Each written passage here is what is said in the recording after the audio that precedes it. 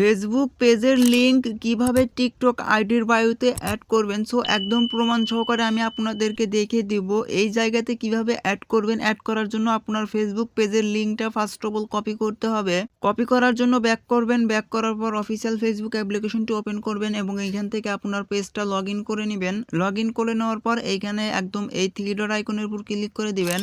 একদম নিচের দিকে স্ক্রল করলে এখানে দেখতেই পারবেন ইওর কপি লিঙ্ক। সো এইখানে আমাদের পেজটা কিন্তু এইখান থেকে কপি করতে পারবো। সো এইখানে এই কপির উপর ক্লিক করে দিলাম।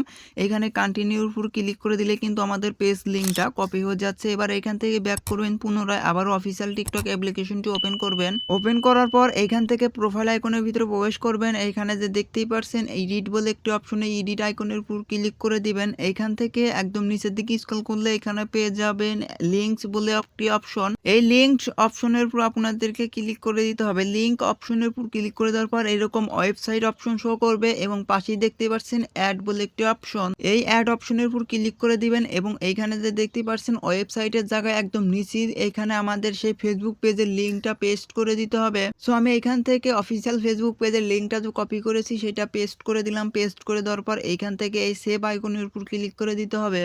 ক্লিক করে দেওয়ার পর এটা কিন্তু সম্পূর্ণ আমাদের অ্যাড হয়ে গেছে। যদি আমি একটু ব্যাক করে দেখাই একদম প্রমাণ সহকারে কিন্তু এখানে দেখিয়ে দিলাম। দেখতে পাচ্ছেন এটা কিন্তু অলরেডি অ্যাড হয়ে গেছে।